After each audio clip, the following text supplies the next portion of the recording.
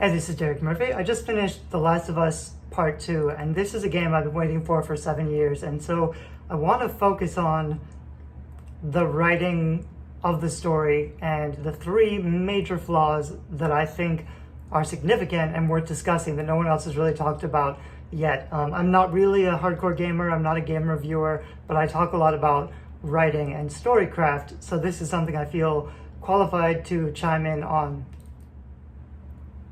Also, there will be spoilers in this video, so don't watch unless you finish the game and really want to discuss, what went wrong with the story, why did you feel bored in the middle of it or uncomfortable, and some of the things that Naughty Dog did right.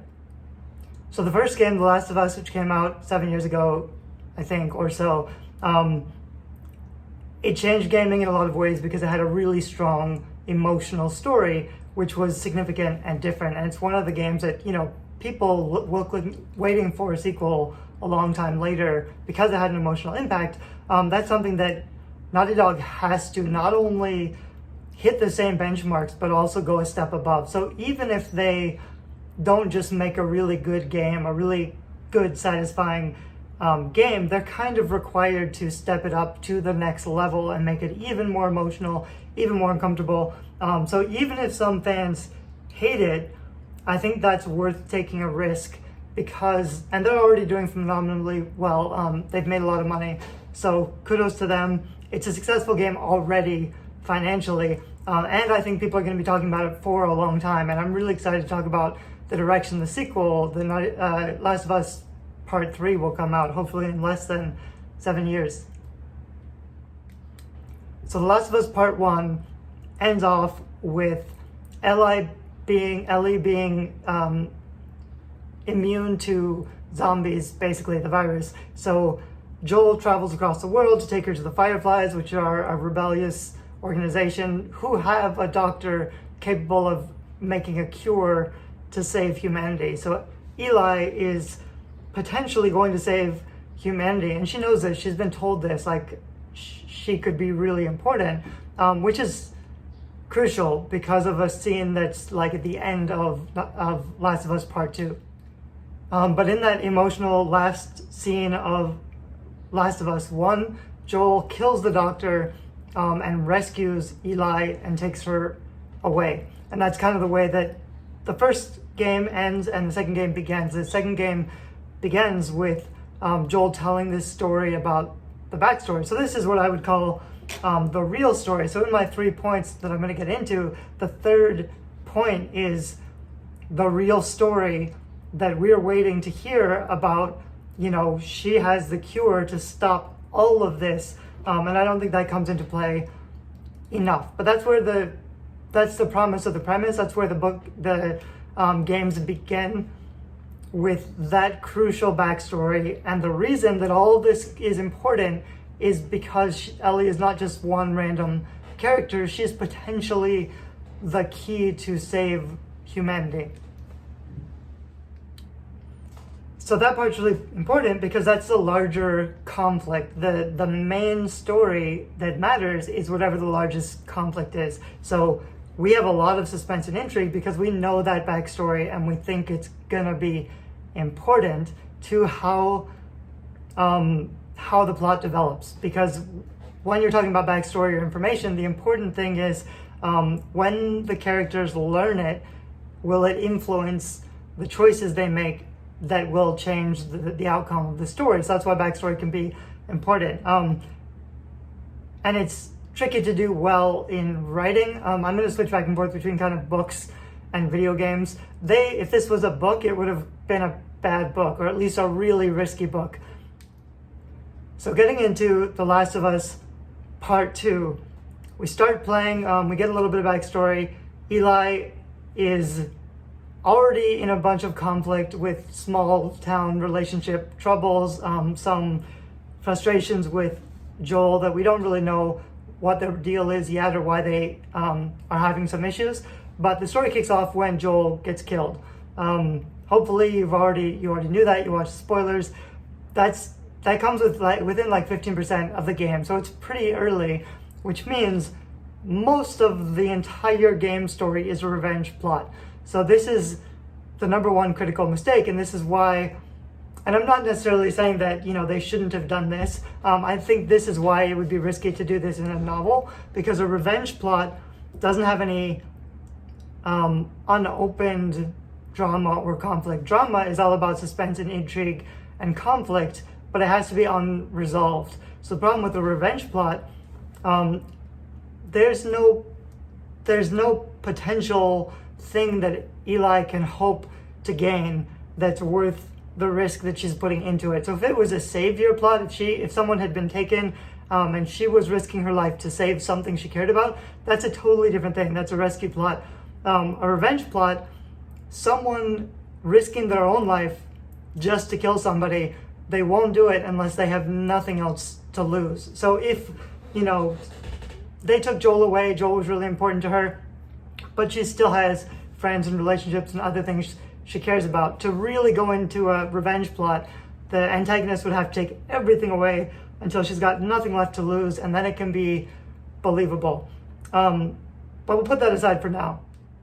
But Ellie, I don't know why I keep saying it wrong, but Ellie goes across from Wyoming to Seattle, so a really large distance to track down Joel's killer and get her vengeance. There are probably reasons. Like I said, this is not strong character motivation,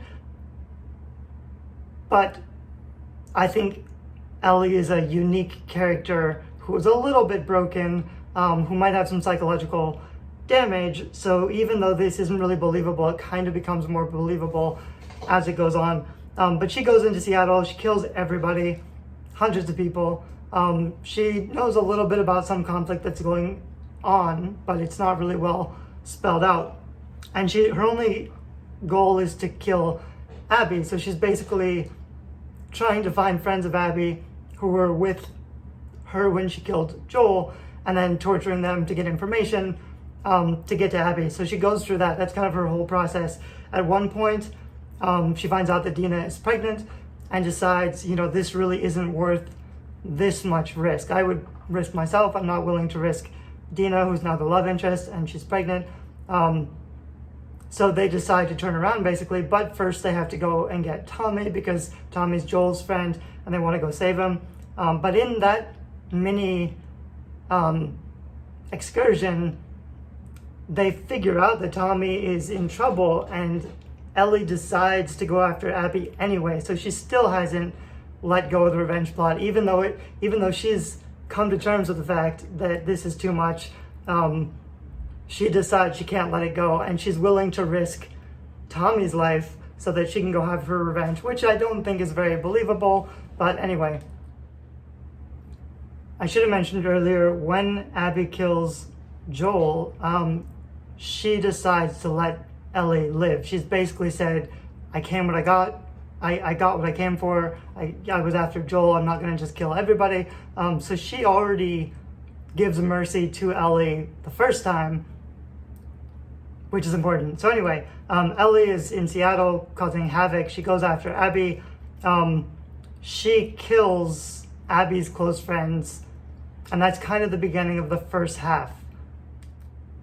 So Abby comes back in, sees that Ellie has killed her friends, and that's the beginning of the protagonist versus antagonist battle. That's like what would be the culmination of the story if it was a normal story. And so then the really interesting thing and kind of weird thing is the POV switching, so point of view switch. Dual POV is pretty common in novels. Not common, actually. It's a lot of writers want to do it because they think it'd be a good idea to switch between characters and tell the same story from a different point of view. It's really hard to pull off, and I don't recommend it. In this case, it's also different because basically what they're doing is they have the protagonist, who's Ellie, and they've done a lot of sympathizing. So when you start a story, you have to show who is the hero and the villain so that readers or viewers are invested in the stakes. If they don't care about the characters, they don't care about the conflict or what happens. So there's a lot of little things in the beginning of the story where Ellie pets a dog, or like little cute scenes that make you love the world and also love her. Even if you don't respect her motivations or fully understand her motivations, you understand that she's the hero you should be rooting for, even when she makes bad decisions. So we get like through the first half of the story, and then it starts over again from Abby's point of view. And they're doing this for a reason. The basic setup would be something like, you know, there's no good and evil, there are no heroes or antagonists or villains. Everybody's just people, and you know, humans are bad or humans do violence. The premise from the first story, like I said, the first video game was basically you could be a good person and make bad decisions. So Joel was good for saving Ellie, although he was actually selfish and destroyed the world, basically. So not only did he take the choice away from her, she's never had the choice, which is really, I think, important as a theme, which we'll come back to later. So that was kind of the story, is that, you know, people make bad decisions for selfish reasons rather than seeing the big picture. And that kind of continues. So both Abby and Ellie are making personal selfish choices, no matter the damage it causes to other people that they don't care about. They only care about the people that they know and like. So we go through, I think the main problem, POV switching is already challenging, and it's already weird, not weird, but it's risky to try to go through a new POV with the antagonist, because of course what they're trying to do is have us sympathize with the antagonist. So rather than a battle of good versus evil, when we get to the end of the story, what you have is a meaningless battle between two people that aren't really opposed, but due to circumstances are determined to kill each other. So it's just gratuitous violence for no reason. And that's kind of the point, I think, of the story. And they're making you, I read a review that said they're basically making you feel bad on purpose. I think that's true. They're trying to make you feel as bad as possible. And so it's difficult when you're playing from Abby's point of view, because you don't like her, she's the antagonist, you don't like her friends, you don't like anything about her. But they make you play the game from her point of view to show why the conflict, the end conflict between the two characters matters. It deepens the conflict to have more background story about the characters. The main thing I didn't like, though, was the time skipping. So Ellie is in Seattle for 3 days, and then we go back 3 days, and Abby is playing the same story from her point of view. So we've already been through this story. We already know what happens. And the problem is when you're doing a flashback, it's not unresolved conflict. We already know none of this matters. We already know Abby survives. We already know none of this risk was real risk or real conflict, because we've already seen further into the future. So it can really feel like a drag when you're, you know, going through the motions or sneaking around, because you know that the real story you've already left behind. They're making you retrace your steps only to deepen your sympathy with this character, because it's going to be important later, but it feels boring because there aren't any unresolved conflict or story questions, and you don't really care about this character either.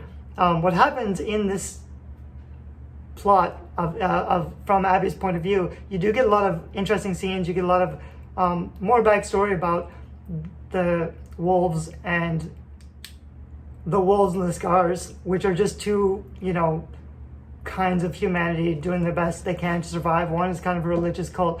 They're interesting culturally. There's some great scenes. I should point out, because I haven't said it yet, this was a great game. I love the game, everything about the gameplay and mechanics. I only was frustrated with storytelling, and I know a lot of other comments online have been talking about the problem with the story, so I wanted to try to make this video to really deep dive into what those problems were. So through Abby's point of view, we also get a lot of backstory about her childhood. We find out a crucial reveal that Abby's father was the doctor that Joel killed when he saved Ellie. So here are these two people who are bound together, tied together in this twisted revenge plot, which is, you know, good conflict, good story. but it's not exactly development, because again, we left, we basically got to the crucial pinnacle, the final conflict where all the stakes were building up, and then they made us start over again. So this whole time, like, it's good to start a story slowly and build.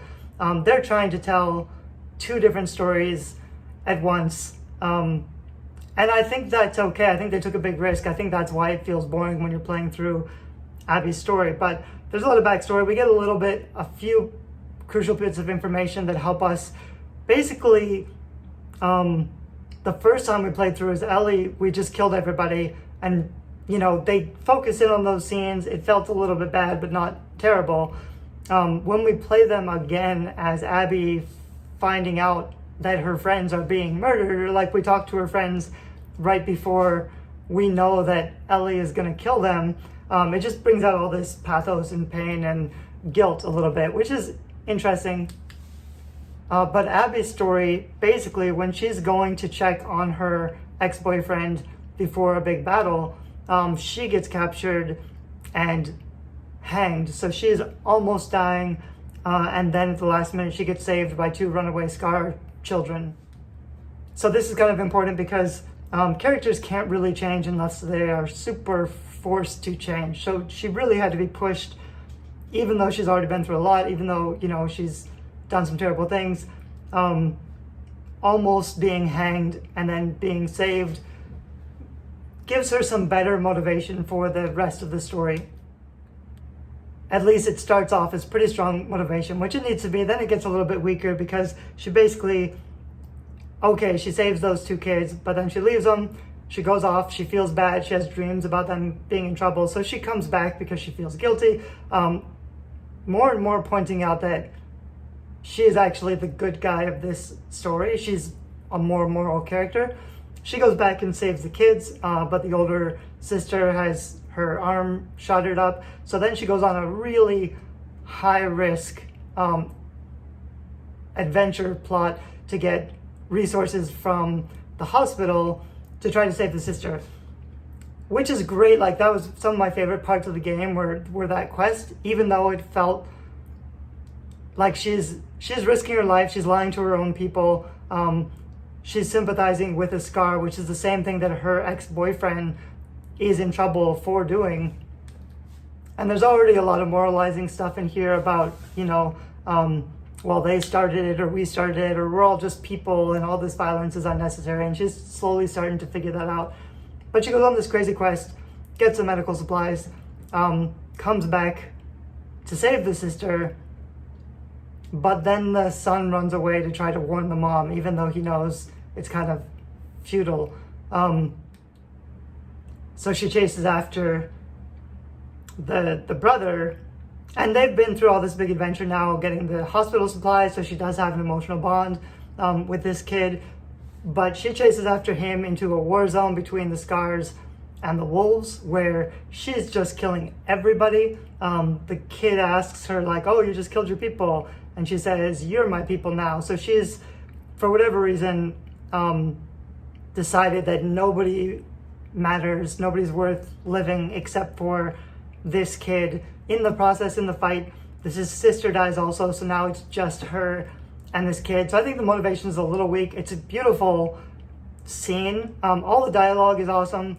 All of the scene, the gameplay is stunning. So it's mostly just like the character motivation in the story. And again, this whole thing, we are waiting to go back to the actual quest, the main quest that we started with. This is all just a detour to make us feel more sympathy with Abby, which is like, you can force people to consume your media. You kind of have to force them to feel sympathy to your characters by showing them things that they may not be immediately interested in if you want to deepen the emotional impact of the resolution of the story. So I understand why they're doing all this stuff.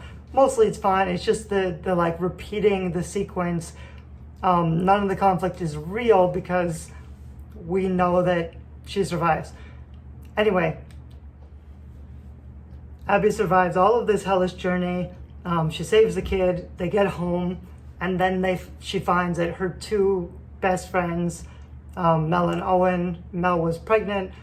They're both dead, and now she goes after Ellie because she knows that Ellie killed them. They left a clue or something, a map. There's almost a little bit too much parallels. Like, they're both unique characters, but actually they have kind of a similar backstory. The fact that their friend triangle is really similar, where they both have a friend who is pregnant.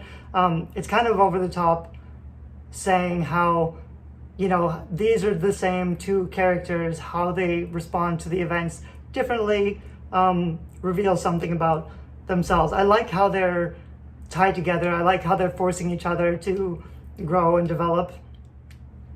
But so at the end of Abby's story, she goes to confront Ellie and wins and defeats her, and is about to kill Dina, even though she knows she's pregnant, just because basically an eye for an eye. Like, this is exactly the same thing that Ellie did.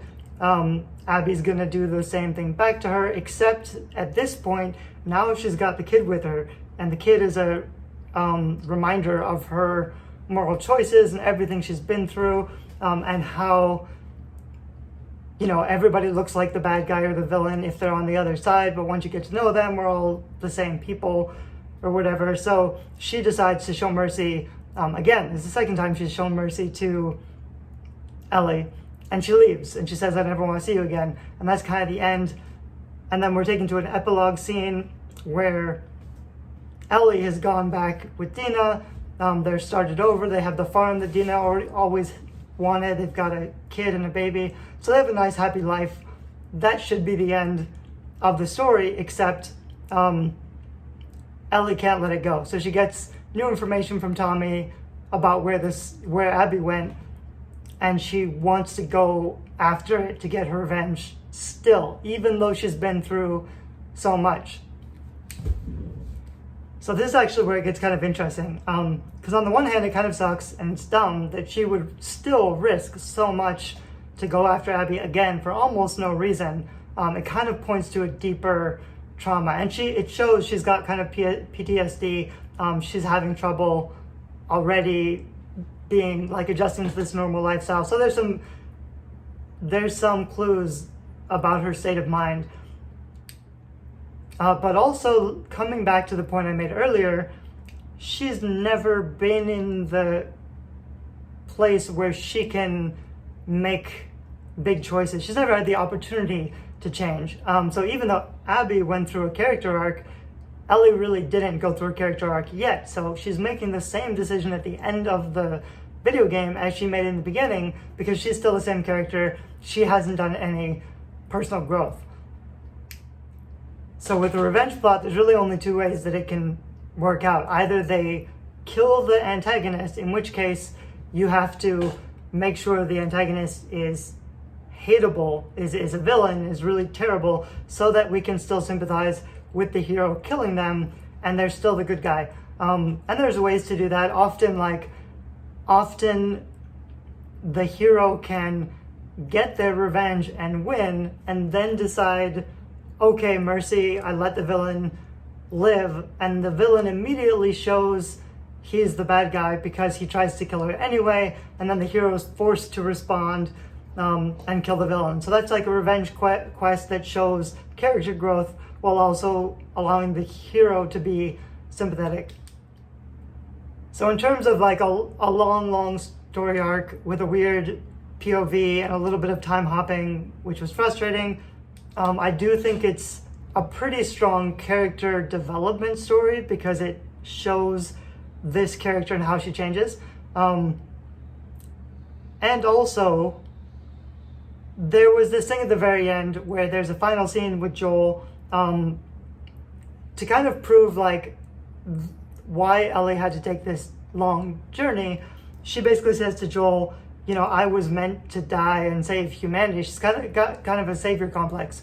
And she says, you robbed that from me. So she thought her life was going to mean something, and that was taken away. So she is left with this huge void of purpose and meaning that she doesn't know how to fill. So there's already some like deep psychological damage, which makes a lot of this character arc make sense. But this brings me to the third big problem, and what I'm thinking about is going to happen, or what I'd like to happen in the next video game whenever it comes out. So the third big problem is the main actual story. So the main actual story is the point of the most interest and the most conflict. So the main story is Ellie is immune from the cure. She's immune from the zombies. She could save everybody. That's the main story. It was a big secret that we started out with at the beginning of the video game. So that's like the core hook or premise. That's what we're most interested in. What happens with that? And there are some mentions as the story goes on, but that main story is never really resolved or even brought out. And the other one thing that really bothered me, some of the best, most beautiful scenes are flashback scenes. So the scenes in the museum, in the Natural History Museum with all the dinosaurs, in the aquarium with all the big fish, those are beautiful, beautiful scenes. They build a lot of backstory. They're fun to play.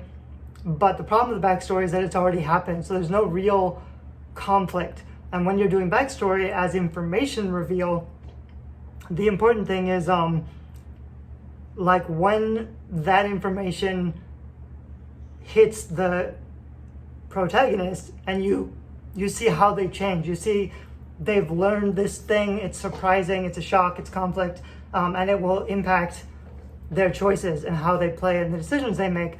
So one of the places I really felt cheated in the game, I was waiting for that main story to come back around. So every time it came around, I was like, oh good, we're back to the main story again. And that's a problem I see in fiction books a lot, where they have a good setup, but then they waste chapters and chapters without talking about those larger issues that they introduced. So there's some problems with that in this game. So the main story, to recap, from a lot of the piece of information that we got, after Joel killed the doctor, the Fireflies basically shut down and gave up, because the Fireflies were, they did a lot of terrible things, but they were hoping if they found a cure, it would all be worth it, everything would be justified, and it wasn't, because the doctor was killed and Ellie was taken away, so everything that they did was just death and violence. So the Fireflies disbanded. Abby doesn't have a purpose or a father or anything. She's just bent on revenge. Ellie feels like there's no hope. And what I was expecting to happen was eventually, after Joel dies, probably, eventually Ellie figures out that Joel lied to her. There's a lot of scenes where Joel is repeating the lie and Ellie is showing that she doesn't quite believe him. So I thought eventually she will figure out he was lying and she'll be really upset. And we find out actually in a backstory that already happened, that she already knew that he lied to her and she was gonna keep it kind of a secret. She does go back to the place of the incident and she figures out that it's like she still wants to maybe do something, but she reads a journal that says, even if we wanted to, we couldn't make the cure because the doctor is dead. So not only did Joel take her away, but he killed the guy who could have made the cure. So even though she's still alive, it doesn't matter anymore because Joel's really closed that door. So it makes some sense that she doesn't just run away because she thinks there's just no hope or point. It is a little weird that she agrees to keep the secret or not tell anybody, because that would set off, alarm bells. Would be Abby and Ellie teaming up together. I think they could be a partnership or relationship. They're both, I think deeply good people, although Abby, I think, is a better person at this point than Ellie. But they have a very traumatic, challenging past. They're both difficult people. I think they're well suited for each other. If not, they could just be friends or nemesis who push each other on to greater heights, if they're not in an actual relationship. But the ending is almost tragic and disappointing because Abby is the one who's chasing down the Fireflies for no reason, because she knows the cure is still out there. If she thinks that the Fireflies might be out there also, that should be a really important thing. She seems to just be trying to find the Fireflies for companionship or whatever, because they were she was with them when she was a kid, but she doesn't seem to have an agenda that ties into the main story. She's not going there with a cure. She's not going there with information that, I found the girl that Joel stole from us. We could still try to accomplish our ends and save the world. That should be her motivation, and it isn't at all, which is frustrating. So she's trying to track down the Fireflies kind of just because she goes to Santa Barbara. Part of this also is, okay, the Fireflies are in Santa Barbara, and Ellie is the cure. Eventually, Ellie and the Fireflies have to meet up again to resolve the conflict that began when Joel took her away from the Fireflies. She basically her life got extended because someone cared about her and saved her, but she has the guilt of the entire human race because she is the cure. She could be the cure. So at some point, as a character resolution arc, she has to reconnect with those Fireflies. The problem is she doesn't know about it yet. Abby's the only one who knows about it, and she's the antagonist, so they're not talking to each other. And so even though it's really weak, Ellie has to go across the country again to hunt down Abby because that brings her to Santa Barbara and gets her closer to the Fireflies. We don't see any of that play out, so that's probably just setting up. To a large extent, this entire game feels like it's a setup for an eventual payout, which is good. This is a really deep, epic, satisfying game for a longer story. So rather than setting up like a shorter book that sets up one antagonist and ends with a satisfying resolution, this is like a sequel, the second book in a trilogy, where the second book, builds out all of the conflict and characters and backstory. And so at the end of the story, we now know how it all fits together, and we know all the players who are going to be impactful eventually. So I like the way that things are going. I think it's, a lot of what they did is, like I said, it's risky storytelling. I think it works. It was boring to get through while playing it.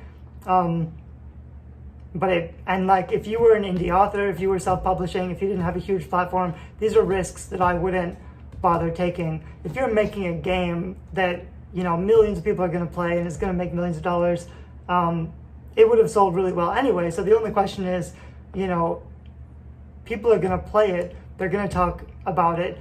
Are they going to remember it for 5 years or 7 years and keep talking about it? Anyway, so that's what I think is really interesting. So the ending, the reason that I feel like it was a kind of a big letdown is that, and there were some really cool things where she lost her fingers and then she, wanted to play the guitar and she couldn't. So her revenge quest cost her everything. And so I think at the end of the game, she had to beat Abby so that she was in a position of power, so that she could choose to be merciful, because that's what she personally needed. She needed to feel like her life mattered. She needed to have some sense of autonomy, because Joel saved her, but he lied to her for years. She's never been able to trust people or the truth. She thought that she was important, and then Joel basically told her that there's a whole bunch of people who are immune. You're just ordinary. They don't want you. It's not important.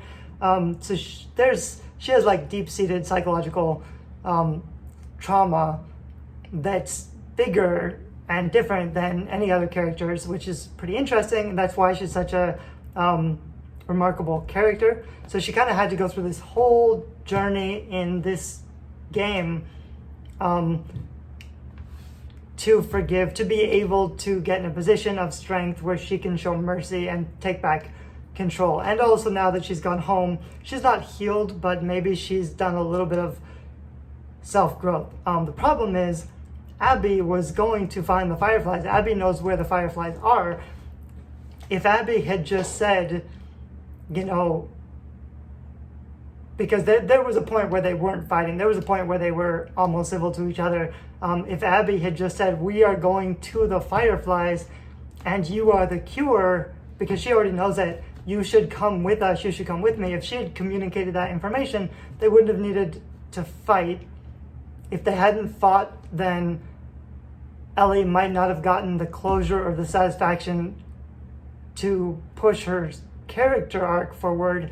And if she hadn't done that and gotten the healing that she needed, she might not be the character that we need in the third installment, in the third Last of Us game whenever it comes out. So that's kind of interesting stuff.